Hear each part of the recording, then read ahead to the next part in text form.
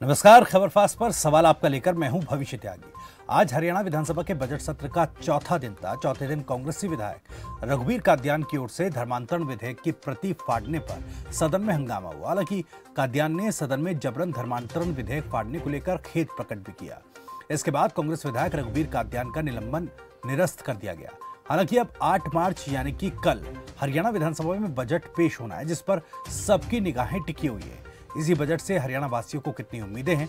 Corona के चलते महंगाई की मार झेल रही आम जनता के लिए इस बजट में क्या हो सकता है खास? इन तमाम पहलुओं पर करेंगे चर्चा। तो चलिए शुरू करते हैं सवाल आपका।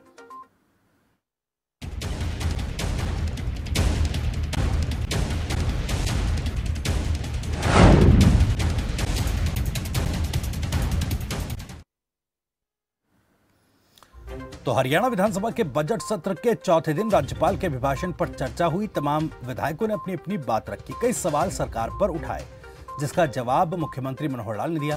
विधानसभा में डिप्टी सीएम दुष्यंत चौटाला ने बताया कि हिसार, तोशाम, बाडा, महेंद्रगढ़, कनीना, रेवाड़ी से होते हुए केएमपी तक 4 लेन बनाया जाएगा। ईस्ट से वेस्ट तक सीधी कनेक्टिविटी पर जोर दिया जा रहा है। इस सड़क परियोजना से 7 नेशनल हाईवे कनेक्ट होंगे। वहीं वन मंत्री कंवरपाल गुर्जर ने हरियाणा विधानसभा में जानकारी दी कि यमुनानगर में प्लाईवुड उद्योग को बढ़ावा देने के लिए हरियाणा सरकार अनुसंधान केंद्र स्थापित करेगी। संस्थान के लिए 50 एकड़ जमीन की तलाश की जा रही है। नए शिक्षा सत्र में हरियाणा के 5 लाख विद्यार्थियों को टैब दिए जाएंगे। 9वीं से कक्षा।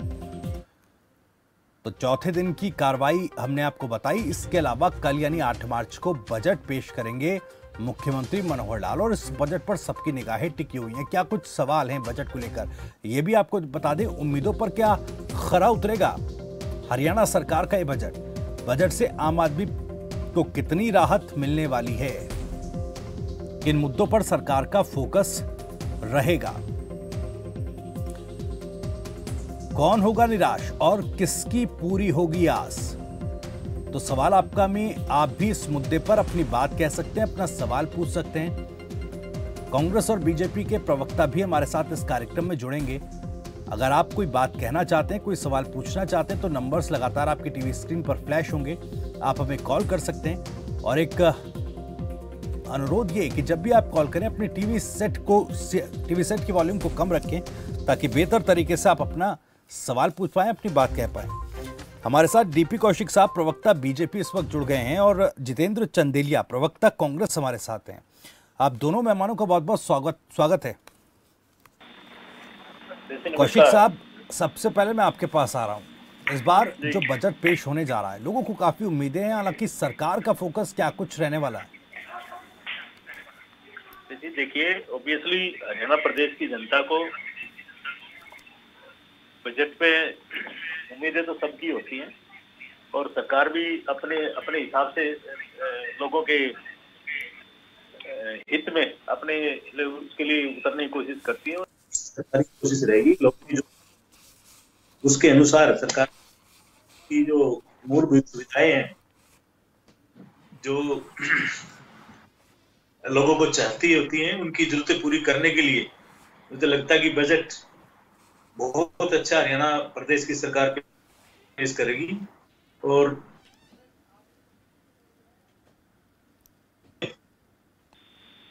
जो सोचा उन्होंने, तो मेरा मानना है कि माननीय मुख्यमंत्री ने सबसे सलाह मशवरा करके, जितने वर्ग हैं, जितने हमारे डिपार्टमेंट हैं, सब लोगों से, विधायक एमपी से सलाह मशवरा करके, और एक अच्छा बजट, लोगों की उम्मीदों पर खरा उतरने वाला बजट हम लोग कल पेश करेंगे।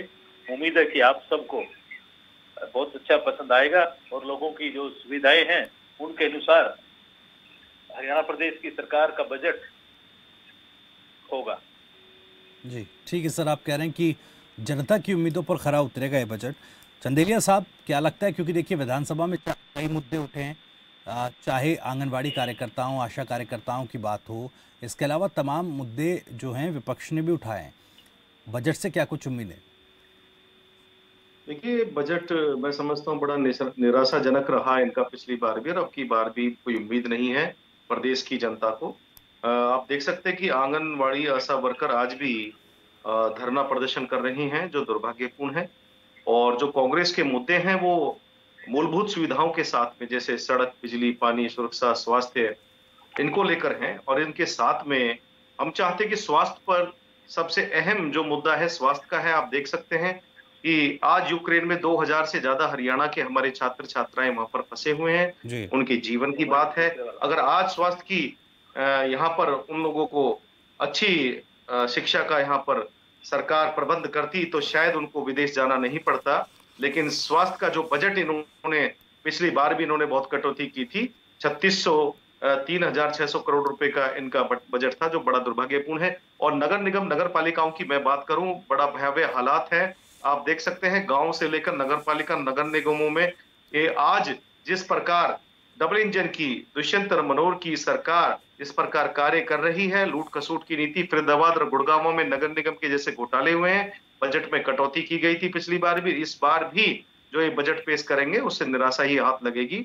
हमें उम्मीद नहीं है कि सरकार नगर निगम का जो दायरा बड़ा है और जो गांव शहरों से जोड़े गए हैं और जिस प्रकार कर्मचारियों की भर्ती होनी चाहिए, ठेकेदारी प्रथा आदि हमारे मुद्दे हैं। किसान, मजदूर, बेरोजगार युवा, बढ़ती हुई महंगाई, पेट्रोल डीजल गैस के दाम, एमएसपी, किसान की एमएसपी की हम बात करेंगे यहाँ पर। और दुर्भाग्यपूर्ण यह है कि सरकार संवेदनशील नहीं है इन मुद्दों पर। यहाँ तक कि आप देख सकते हैं सुरक्षा के ऊपर जितने सुरक्षा कर्मी हमारे प्रदेश की जनता को चाहिए, इन लोगों को भर्ती निकालने का आपने देखा किस प्रकार पेपर लीक इन्होंने कराए। इनकी सरकार के जो बड़े चहेते जो अधिकारी थे, उन अधिकारियों की साठगांठ से और सरकार में बैठे इनके विधायक और मंत्रियों और मुख्यमंत्री के चहेते लोगों उसमें फंसे हैं, तो बड़ा दुर्भाग्यपूर्ण है। बजट से मैं समझता हूं सरकार जो कार्य सरकार को करने चाहिए, बजट में जो महंगाई और बेरोजगारी जो अहम मुद्दा है उस पर बजट बढ़ाना चाहिए, शिक्षा पर बजट बढ़ाना चाहिए। शिक्षा आप देख सकते हैं, शिक्षा पर हमारे हरियाणा प्रदेश के अंदर शिक्षा के क्या हालात हैं, किस प्रकार 800 स्कूल बंद कर दिए गए हैं, सरकारी स्कूल बंद कर दिए गए हैं। आज भी पीटीआई टीचर धरने प्रदर्शन कर रहे हैं। ठेकेदारी, निजीकरण ने लोगों की रोजी रोटी छीन ली है। अर्थव्यवस्था आप हरियाणा प्रदेश की देख सकते हैं। इन्हीं तमाम मुद्दों को लेकर कांग्रेस पार्टी विपक्ष की भूमिका निभाते हुए सरकार को घेरने का काम करेगी। ठीक है सर। एक दर्शक नीरज जगाधरी से हमारे साथ जुड़ रहे हैं। नीरज, बहुत बहुत स्वागत है आपका। पूछिए अपना सवाल, रखिए अपनी बात। सबसे पहले तो सर मैं आपको आपके हर चैनल वालों को मैं नमस्कार करता हूँ जी, और दोनों राजनीतिक सर को मैं नमस्कार करता हूँ। मेरा सवाल यह है कि यह बजट आम आदमियों के लिए मुख्यमंत्री ने कभी भी नहीं सोचा। मैं एक प्राइवेट इंस्टीट्यूट में 9,000 रुपये लग रहा, आज की महंगाई में ना मैं गैस सिलेंडर ले सकता, ना मैं अपने बच्चे की पढ़ाई करवा सकता। यो बजट प्राइवेट इंस्टीट्यूट में जो नोटिस में लग रहे 18,000 रुपये घोषित कर देगा जी। चलिए, बहुत बहुत शुक्रिया नीरज अपनी बात कहने के लिए, अपना सवाल पूछने के लिए। कौशिक साहब, महंगाई को लेकर सबसे बड़ा सवाल उठ रहा है। देखिए, आम जनता भी ये कह रही है कि भाई चाहे एलपीजी सिलेंडर हो वो महंगा हो गया है। बेरोजगारी को लेकर आज मुख्यमंत्री कहते हैं कि सीएमआई ने गलत आंकड़े छापे हैं, वहीं उत्तर प्रदेश में उस आंकड़े की तारीफ होती है जो सीएमआई की तरफ से छापा गया है। तो ये कहीं ना कहीं कंफ्यूज करता है आम लोगों को। एक तरफ महंगाई की मार है, कोरोना के बाद चुनौतियां सरकार के सामने भी हैं, लेकिन आम लोग उम्मीद लगाए बैठे हैं कि सरकार कुछ ना कुछ राहत जरूर देगी। देखिए अभिषेक जी, महंगाई है, ऑल ओवर महंगाई है। इसमें मैं ये नहीं कहता कि हरियाणा के अंदर ही है। और जहां तक बेरोजगारी सवाल है, इसमें एक्सेप्ट करने में हमें कोई वो नहीं है। बेरोजगारी भी है, दोनों चीजें हैं। इसका पिछले 2 साल से आप लोगों को पता है कि जिस तरह की सिचुएशन हिंदुस्तान के अंदर रही है, और वर्ल्ड की बात कर रहा हूँ, हिंदुस्तान की ना करें, फिर भी हम लोगों को जो हरियाणा के अंदर जो बेरोजगारी का मैटर है वो तो हमने देखिए जो 75% का आरक्षण किया है, ऑलमोस्ट हम लोग उस पर काम कर ही रहे हैं और कामयाबी होंगे। और हरियाणा के युवाओं को रोजगार देने का काम जिस तरह ये कानून लागू होगा उसमें मुझे लगता है बेरोजगारी की समस्या बिल्कुल खत्म हो जाएगी।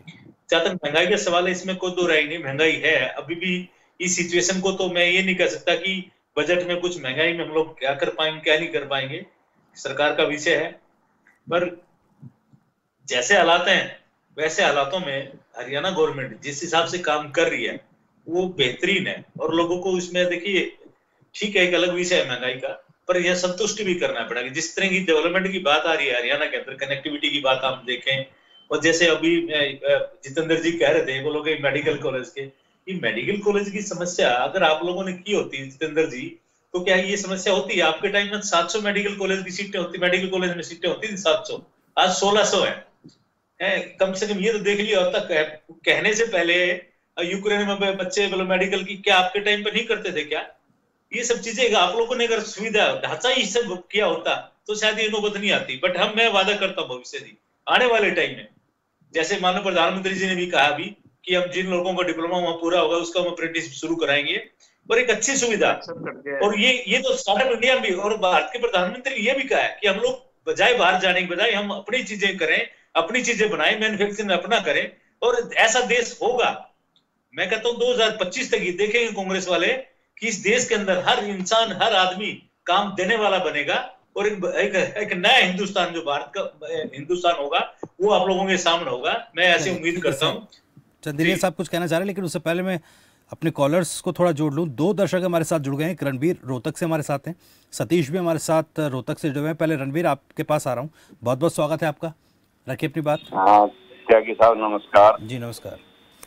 त्यागी साहब, हमने तो पार्टीबाजी में बढ़ते हैं, हम तो सिर्फ कौशिक साहब से की प्रार्थना करते हैं कि भी एक बहाना मिला हुआ है या कुछ भी कि 2 साल से कोरोना था, हम मानते हैं कोरोना था, विकास नहीं हुआ, लेकिन सरकार तो 7 साल से है। 7 साल में कौशिक साहब आप खुद ही समझदार हैं, स्कूलों की हालत देख लीजिए, हॉस्पिटलों की हालत देख लीजिए, रोडों के ऊपर रोड टैक्स लेते हो लेकिन गड्ढे ही गड्ढे हैं, रोड को गड्ढों में ढूंढना पड़ रहा था, ऐसी हालत हो रही है। दूसरा एक अहम बात मैं कौशिक साहब से पूछना चाहता हूँ, 2014 में एक्स सर्विसमैन के हाउसिंग बोर्ड के फ्लैट निकले थे पंचकुला सेक्टर 31 और पिंजौर सेक्टर 28 में। 2015 में उनके फरवरी 2015 में 5-5 लाख 6-6 लाख रुपए एक्स सर्विसमैनों ने जमा करा दिए, 15% उनका जमा कर लिया सरकार ने, लेकिन आज तक फ्लैटों की पोजीशन नहीं दी गई है। एक एक्स सर्विसमैन कितना पैसा कमा सकता है, किसी ने ब्याज पर लेके दिए, किसी ने कुछ किए, उनकी पोजीशन कब तक देगी सरकार, या पैसे पर कुंडली मारे बैठे रही? चलिए ठीक है। नारा तो कौशिक साहब बहुत लगाते हैं, जय जवान, वर्दी भी पहनकर मोदी जी खड़े हो जाते हैं, लेकिन किया क्या जवान के लिए? ठीक है रणवीर जी, आपका जवाब हम ले लेंगे, बहुत बहुत शुक्रिया आपका। एक और दर्शक सतीश हमारे साथ रोहतक से जुड़े हुए हैं। सतीश आपका भी बहुत बहुत स्वागत है, रखिए अपनी बात। सर जी, हमने ये बीमा करवाया था इसका अपना फसल बीमा का, सरकार ने स्कीम चला रखी है जी, और इसका 2 बार करवा चुका है। एक बार 16 में करवाया था, तब भी वो सर्वे करके ले गए थे, उसका कोई क्लेम नहीं आया, और अब भी सर्वे करके ले जा रखे, अब भी डिले कर रखे, ओलावृद्धि का मुआवजे का है जी।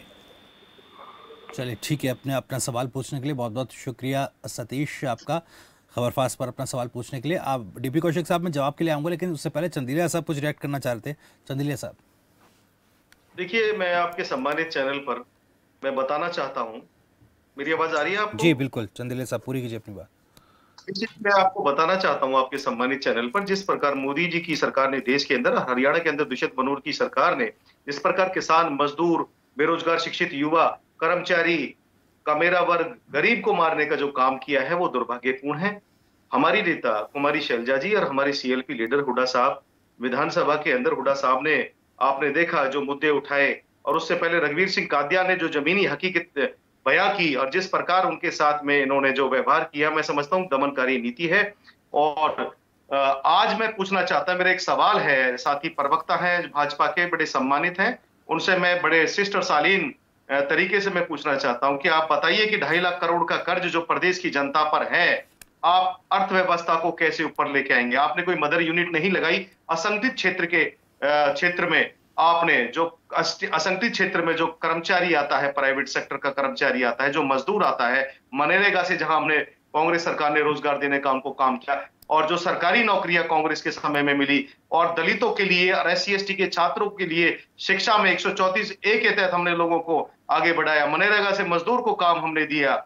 और बजट में आप देख लीजिए, आपके समय में आज जो आपकी सरकार है 7 साल से, आप देख लीजिए शिक्षा के क्या हालात हैं, स्वास्थ्य के क्या हालात हैं। आप देख लीजिए स्मार्ट सिटी जो गुड़गांव और फरीदाबाद है, गुड़गांव फरीदाबाद की सड़कों की हालत देख लीजिए, इवन देन पूरे हरियाणा की सड़कों की हालत देख लीजिए, अस्पतालों की हालत देख लीजिए, कर्मचारियों की हालत आप देख लीजिए, ठेकेदारी, निजीकरण, ये आपकी नीति है।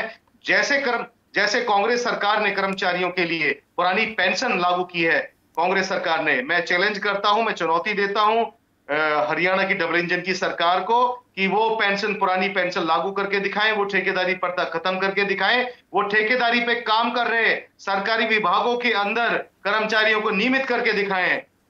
देखिए, जब तक एक आम व्यक्ति, गरीब व्यक्ति, कर्मचारी के पास उसकी जेब में पैसा नहीं पहुंचेगा, हमारे नेता राहुल गांधी जी ने आपको समझाया, रघुराम राजन जैसे अर्थशास्त्री, डॉक्टर मनमोहन सिंह जैसे पूर्व प्रधानमंत्री, हमारे रहे अर्थशास्त्री, उन्होंने समझाया। 2008 में हमने देश को आर्थिक सुनामी से इसलिए बचाया, कांग्रेस के समय में कोई विश्व का कोई देश नहीं बच पाया, लेकिन भारत देश इसलिए बच पाया क्योंकि हमने असंगठित क्षेत्र के लोगों तक पैसा पहुंचाया। हमने गरीब, मजदूर, किसान, प्राइवेट सेक्टर और गवर्नमेंट सेक्टर के कर्मचारियों तक पैसा हमने पहुंचाने का हमने काम किया। हमने मदर यूनिट लगाई, हमने सरकारी भर्तियां, हमने यहाँ पर रोज शिक्षित युवाओं के लिए सरकारी भर्तियां यहाँ पर खोली। हर क्षेत्र में सरकार का फेलियर है। शिक्षा के ऊपर इनका बजट देख लीजिए, स्वास्थ्य के ऊपर इनका बजट देख लीजिए, सुरक्षा के ऊपर इनका बजट देख लीजिए, हर क्षेत्र में इनका फेलियर है। प्रदेश की जनता को मारने का काम इन्होंने किया है और उपचुनाव में प्रदेश की जनता ने इनको कहा कि आवाज अवाम न करे खुदा। उपचुनाव में प्रदेश की जनता ने, किसान, मजदूर ने, 36 बिरादरी, हर धर्म, हर मजहब के व्यक्ति ने इनको सबक सिखाया, इनकी हार हुई। 5 राज्यों के चुनाव में भी इनकी जो काट की हड्डी इन्होंने चढ़ाई है वो बार बार नहीं चढ़ेगी। 5 राज्यों में आप देख लेना, जनता अपना फैसला सुनाएगी और इनको सत्ता से बाहर करने का काम करेगी। कांग्रेस पार्टी आज भी अपनी मानवता का धर्म निभाते हुए, विपक्ष की भूमिका निभाते हुए विधानसभा के सत्र में मजबूती से जनहितैषी मुद्दों को उठा रही है और तब तक उठाती रहेगी। ठीक है सर, ठीक है, मैं लौटूंगा आपके पास। एक दर्शक, मैं जवाब लूंगा, मैं कौशिक साहब से जवाब लूंगा, उससे पहले एक दर्शक विजेंद्र हमारे साथ जुड़ रहे हैं। विजेंद्र, बहुत बहुत स्वागत है, रखिए अपनी बात। सर नमस्कार। जी नमस्कार सर, मैं जो अपने बीजेपी के प्रवक्ता साहब है, कौशिक साहब है जी, इन्होंने जो ये सवाल महंगाई वाला, ये तो अपने हरियाणा की जनता या भारत की जनता अच्छी तरह जानती है कि भारत में जो महंगाई किस तरह पे पहुंची हुई। ये बात तो कहने की जरूरत नहीं है। लेकिन कौशिक साहब ने पिछली बार 5-7 दिन पहले क्वेश्चन उठा था हमारे आपके चैनल के माध्यम से, तो पुलिस को 226 गाड़ियां दी जाएगी। उस संबंध में मैंने कौशिक साहब को एक चीज बोला था कि IRB के जो जवान सोनीपत पुलिस लाइन में नीचे सोते हैं, उनको किसी प्रकार का कोई बंदोबस्त नहीं है, तख्त मिलते न चारपाई मिलती है और कुत्ते उनके बगल में सोते हैं। इसके ऊपर इन्होंने क्या कार्रवाई की, कौशिक साहब से मैं यही पूछना चाहता हूं सर, अभी बताएं। थैंक यू, धन्यवाद। चलिए, बहुत बहुत शुक्रिया विजेंद्र। एक और दर्शक क्षमा हमारे साथ जुड़ गए हैं। क्षमा, बहुत बहुत स्वागत है आपका, रखिए अपनी बात। सर, हम लोग पिछले 16 दिसंबर से बाहर घूम रहे हैं रोड के ऊपर, और हमारे कुछ पेरेंट्स हैं जो बहुत ज्यादा निराश हो चुके हैं, यहाँ तक कि डिप्रेशन तक की प्रॉब्लम आ चुकी है और रियली वो बहुत नीडी हैं। तो उनके बच्चों के एडमिशन नहीं हो रहे हैं वहाँ पर, और ऊपर से जो एनुअल में 1-2 अभी जो सेकंड राउंड हुआ है उसमें बच्चों का बच्चे का एडमिशन हुआ है SD पब्लिक स्कूल में जी। तो वहाँ पर भी ये बात चली है कि आप वो एक दिन के लिए बच्चा स्कूल गया है, नेक्स्ट से एनुअल एग्जाम है, तो वो रिटर्न में हमसे मांग रहे हैं कि आप रिटर्न में लिख के दीजिए, अगर आपका बच्चा फेल होगा तो ये आपकी प्रॉब्लम होगी, हमारी नहीं। तो एक प्रॉब्लम से हम फेस नहीं कर रहे हैं, हम लोग DC, ADC ma'am, DO sir, BO sir, हम सब लोगों से मिल चुके हैं। Even then face to face हम शिक्षा मंत्री से बात कर चुके हैं, और जो शिक्षा मंत्री का लहजा था वो बहुत शर्मनाक था हमारे कुछ पेरेंट्स के साथ में। तो हम लोग वहां गए हैं, हमें हर जगह से दुत्कारा गया है, पुलिस ने हमें खदेड़ा है वहां से कि आपको नहीं मिलना है वहां से, you don't want to meet the minister education minister, he is not free for you. Sir, I want say कि जो पेरेंट्स आज एडमिशन नहीं हुए हैं हम जैसे पेरेंट्स का, तो हमारे बच्चे कहाँ जाएंगे? हम लोग TC लेके बैठे हुए हैं, और अगर हम वापिस उन स्कूलों में जा रहे हैं तो वो हमसे री एडमिशन की फीस मांग रहे हैं जी।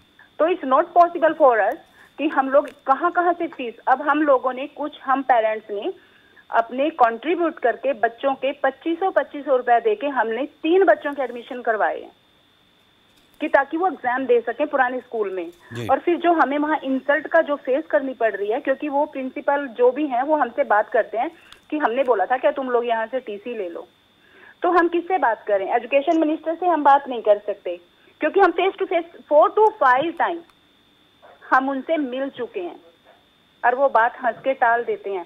एक्टिविटी चार्जेस हमसे मांगे जा रहे हैं 4,500 पूरे साल का एसडी पब्लिक स्कूल हमसे मांगता है। सर हम 134 वाले हैं, हम कहाँ से पे करेंगे? अगर हम पे कर सकते तो हम 134 में कहाँ से भर दे सर फॉर्म, तभी तो भरे हैं हमने। चलिए ठीक है, बहुत बहुत शुक्रिया शमा आपका अपनी बात कहने के लिए, अपना सवाल पूछने के लिए। कौशिक साहब, सवाल कई हैं, चाहे 134A नियम 134A का मसला हो, स्कूलों में एडमिशन्स की बात हो, और इसको लेकर लगातार एक जद्दोजहद बीते दिनों दिखाई दी है। कई इस तरह की खबरें आई हैं कि एडमिशन्स नहीं मिल रहे हैं, और जैसा आपने हमारे कॉलर को सुना, ये एक समस्या है। ठीक है, आपने नियम बनाया लेकिन उसका इम्प्लीमेंटेशन नहीं हो रहा है।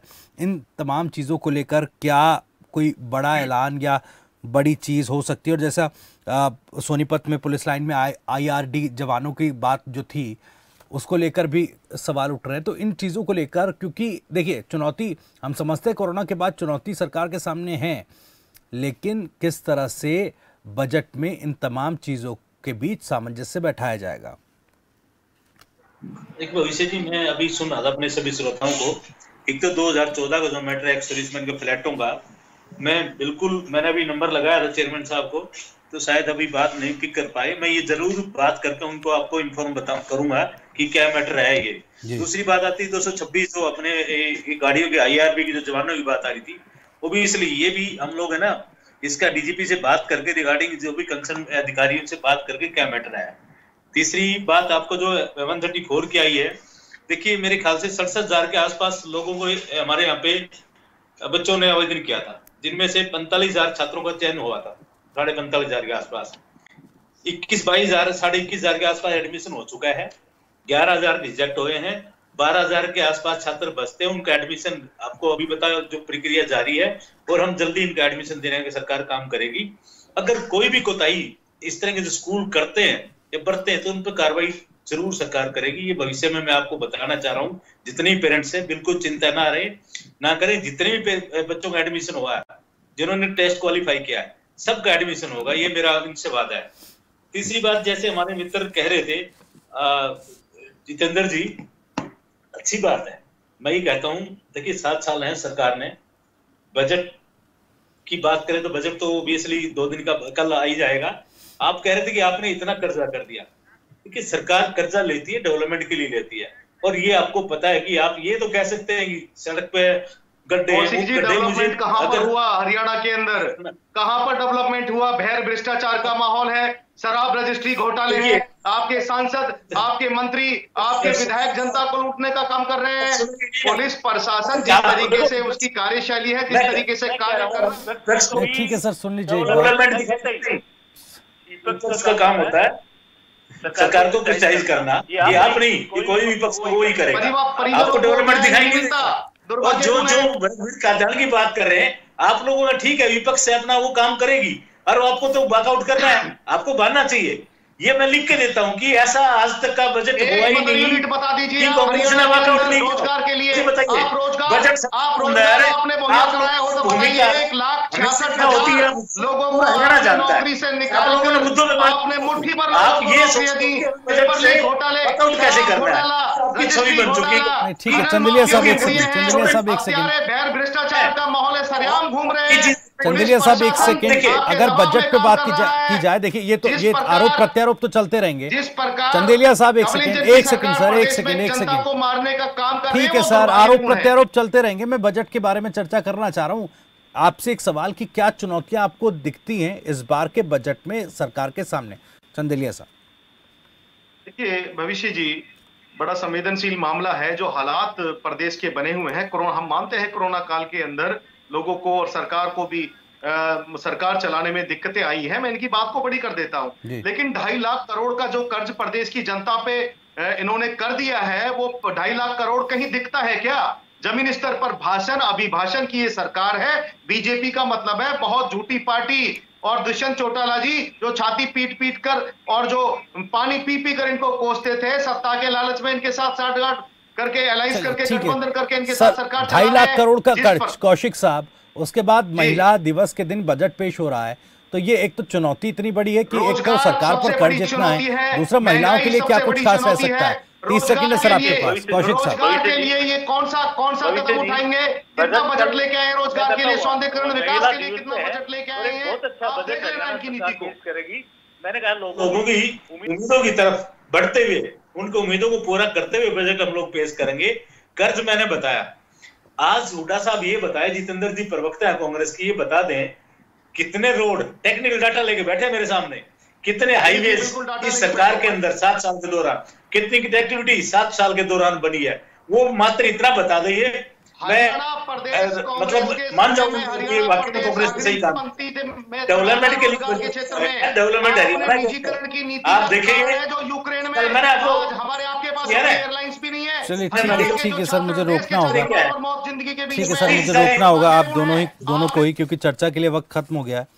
बहुत बहुत शुक्रिया डीपी कौशिक साहब, जितेंद्र चंदेलिया साहब, आप इस चर्चा का हिस्सा बने। तो फिलहाल कल हरियाणा विधानसभा में मुख्यमंत्री मनोहर लाल बजट पेश करेंगे। कल महिला दिवस भी है और हरियाणा वासियों को बजट से काफ़ी उम्मीदें हैं। और क्या हरियाणा वासियों की उम्मीदों पर ये बजट खरा उतरेगा, इसी सवाल के साथ फिलहाल इतना ही। नमस्कार।